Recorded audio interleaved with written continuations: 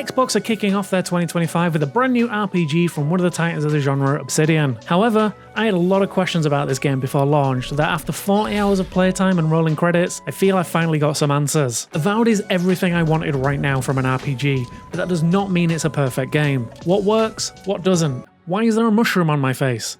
I'm here to answer all these questions and more in this spoiler-free review. You start the game being shipped off to the living lands by your emperor to find the cause and cure for the Dream Scourge, a delightful plague that takes over the minds of the locals that turns them into fungal-covered husks that attack on sight. Ironically, you are a godlike, basically a Dream Scourge daywalker. All the fungal looks, none of the murderous tendencies. As you've been touched by a god at birth, somehow only you can cure the world and deal with an overabundance of mushrooms or something. The premise is dumb, but Obsidian take this premise and run with it. As you traverse the land, you will meet various races and factions, all with their own motivations. To try and be as vague as possible, the choices you make and how you react to their actions will have far-reaching ramifications for the world and its populace. This is unsurprising considering who we are talking about here. Obsidian are the people behind arguably the best Fallout game in New Vegas, and know how to craft an intertwining story. Throughout my entire time with this game, I also felt like my choices had meaning. The way that innocuous side characters would pop back up later on, and various factions having motivations that went beyond skin-deep interactions. From the side quests to the main golden path, everything had the same care and attention I wanted, where by the time I reached the endgame missions and saw how my choices affected the final story, I was genuinely left unsure if I'd made the right decisions. This again is testament to the writing, as there is no clear correct answer. The world is built on the back of moral ambiguity. More often than not, I found myself choosing the lesser of two evils, and second guessing my choices all the way to the end.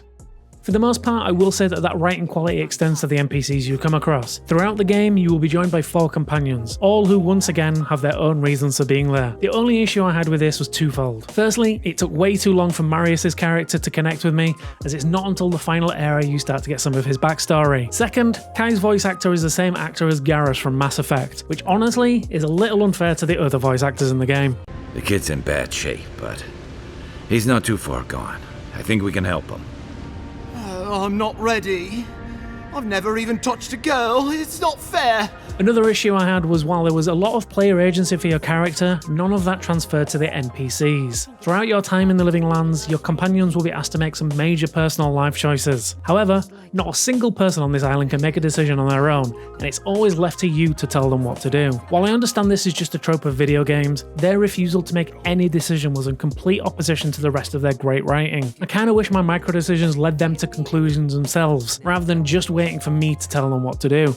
A great story will only get you so far, and eventually you'll have to play the game. Luckily, Avowed manages to land the gameplay side with relative ease. If you're familiar with their other titles like The Outer Worlds and to an extent Grounded, you'll have a pretty good idea about how this feels. You can play the game in first or third person. However, I stuck with first person throughout, as the combat just felt more impactful that way. And combat is where Avowed truly shines. You'll start the game with one of 5 backgrounds. However, you'll have complete freedom to mix and match skills based on your preferred playstyle. From here, you are free to choose how you tackle fights. Do you want to run around with a wand freezing enemies before disintegrating them with a pistol blast? Maybe you want to use a flaming sword to set everyone on fire. Maybe you want to do both. Avowed's combat system lets you mix and match abilities and swap them on the fly as part of 2 separate loadouts. I love this take on combat, as it allowed me to build around both long and short range attacks while also becoming a fungal Gandalf. There are a few caveats to my glowing praise that will vary depending on what you want from this game. This is not an all-encompassing sandbox similar to likes of Baldur's Gate or Obsidian's own Pillars of Eternity games. This is a much more streamlined experience. Certain mechanics within the world you might expect are just not there. For example, stealing isn't really a thing. If it's not nailed down and you want it,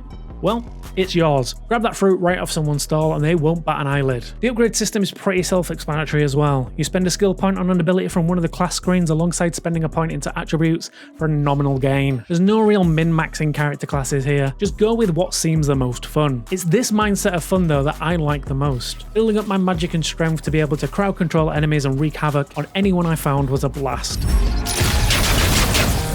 There's also background specific dialogue choices that from what I could tell had no real sway on the story and just added a little flair to the proceedings. I did have some issues with difficulty spikes as I started traversing each area. Either I missed it or the game is bad at explaining it. The enemies scale between area and your damage is mostly controlled by the level of your weapons and armor. Avowed has an upgrade system that will see you plowing plenty of resources into these few specific loadouts you love. If you don't, you'll struggle with the higher difficulties, so make sure to search every area for items and unique gear.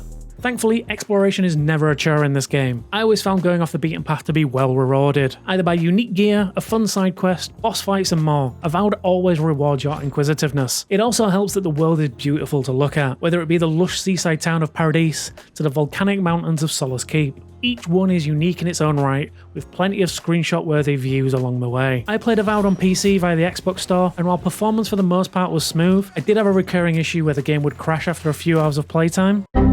Luckily, the game's auto-save feature is pretty robust, and I never lost more than a few minutes at most. Otherwise, I was able to run the game at high settings across the board on an RTX 3070 with no noticeable frame drops or other performance issues.